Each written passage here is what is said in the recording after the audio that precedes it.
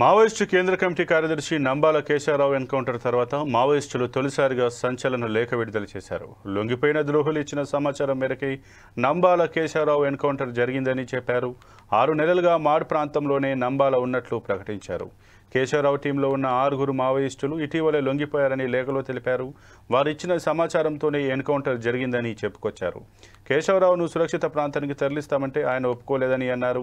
కేశవరావు కోసం 35 మంది ప్రాణాలు అడ్డుపెడితే 7 సురక్షితంగా బయటపడ్డామని తెలిపారు. 27 మంది ఎన్కౌంటర్లో చనిపోయారని చెప్పారు. పాకిస్తాన్తో చర్చలు జరిపినప్పుడు తమతో చర్చలు జరిపితే తప్పేంటని కేంద్ర ప్రభుత్వాన్ని ప్రశ్నించారు. స్పెషల్ జోనల్ కమిటీ వికల్ప్ పేరుతో ఈ లేఖను మావోయిస్టులు విడుదల చేశారు.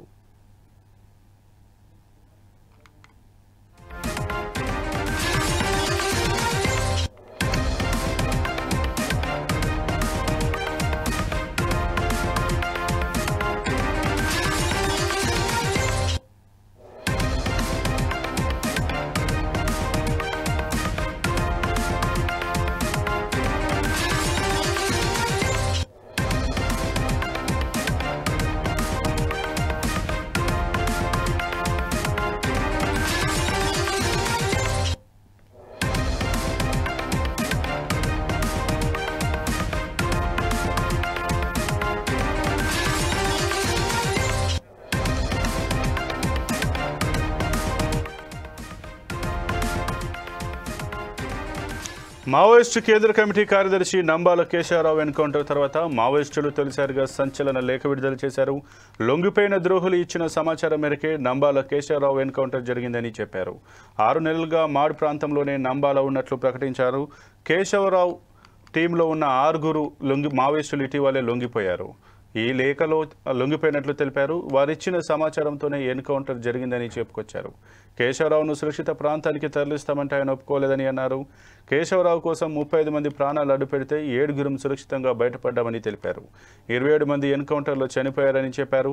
పాకిస్తాన్తో చర్చలు జరిపినప్పుడు తమతో చర్చలు జరిపితే తప్పేంటని కేంద్ర ప్రభుత్వాన్ని ప్రశ్నించారు. స్పెషల్ జోనల్ కమిటీ వికల్ప్ పేరుతో ఈ లేఖను మావోయిస్టులు విడుదల చేశారు.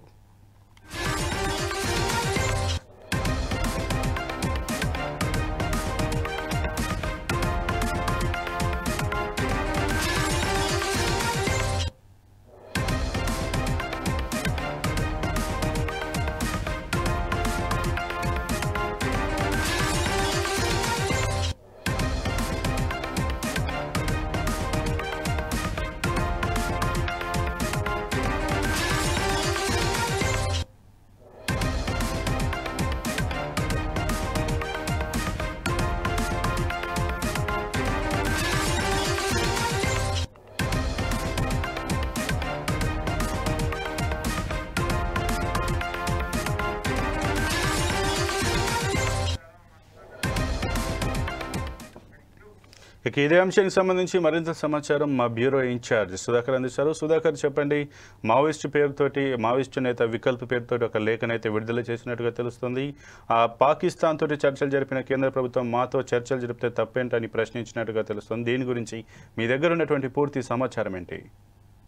సంపత్, మావోయిస్టు కేంద్ర కమిటీ కార్యదర్శి నంబాల కేశవరావు ఎన్కౌంటర్ తర్వాత మావోయిస్టు తొలిసారిగా ఒక సంచలన లేఖ విడుదల చేయడం జరిగింది. లొంగిపోయిన ద్రోహులు ఇచ్చిన సమాచారం మేరకు నంబాల కేశవరావు ఎన్కౌంటర్ జరిగిందని చెప్పారు. 6 నెలలుగా మాడ్ ప్రాంతంలోనే నంబాల ఉన్నట్టు వాళ్ళు ధృవీకరించడం జరిగింది. అయితే కేశవరావు టీంలో ఉన్న 6 మావోయిస్టులు ఇటీవల లొంగిపోయారు. వాళ్ళిచ్చిన సమాచారం తోటే అక్కడ ఎన్కౌంటర్ జరిగిందంటే మాత్రం ఆ లేఖలు పేర్కొన్నారు. అంతేకాకుండా కేశవరావును అప్పటికే సురక్షిత ప్రాంతానికి తరలిస్తామని చెప్పి ఆ కమిటీ సభ్యులు చెప్పినా కూడా కేశవరావు మాత్రం లేదు, ఇక్కడనే ఉంటానని చెప్పి చెప్పడం జరిగింది. 27 మంది ప్రాణాలు కోల్పోయిన తర్వాతనే, అంటే సుమారు 35 మంది అతని ప్రాణాలు కాపాడడానికి అడ్డు పెడితే దాంట్లో 27 మంది ప్రాణాలు కోల్పోయిన తర్వాత నంబాల కేశవరావులోనే ప్రాణాలు పోవడం జరిగింది. అక్కడి నుంచి సురక్షితంగా మాత్రం 7 మాత్రమే ప్రాణాలతో బయటపడడం జరిగింది. ఏదేమైనా కేంద్ర ప్రభుత్వం వచ్చేసి పాకిస్తాన్ తోని చర్చలు జరపడానికి సిద్ధంగా ఉంది. కానీ భారతదేశంలో ఉన్న మావోయిస్టు పార్టీ ఇప్పటికే 5 సార్లు లేఖ పంపించినా కూడా వారు ఎందుకు స్పందించడం లేదు అంటే పాకిస్తాన్ వాళ్ళు ముద్దయ్యారు, మేము అంతవరకు చెడుగయ్యామంటూ మాత్రం ఆ లేఖలు పేర్కొనడం జరిగింది. అయితే మావోయిస్టు పార్టీలో గతంలోనే అంటే ఈ ఎన్కౌంటర్ జరగక ముందు లొంగిపోయిన వారిచ్చిన సమాచారం మేరకే పోలీసులు వచ్చేసి ఇక్కడ భూమి చేసి ఎన్కౌంటర్ చేయడం జరిగింది. ఈ ఎన్కౌంటర్ లో కేశవరావుతో సహా 28 మంది మావోయిస్టులు ముచ్చినట్టు మాత్రం ఆ లేఖలు పేర్కొన్నారు. ఇప్పటికైనా కేంద్ర ప్రభుత్వం స్పందించి ఈ సాంకేతిక చర్చలకు వస్తే మాత్రం బాగుంటుంది. లేకపోతే మాత్రం తర్వాత జరిగే పరిణామాలకు మేము బాధ్యులు కాదంటే మాత్రం ఆ లేఖలో పేర్కొన్నారు.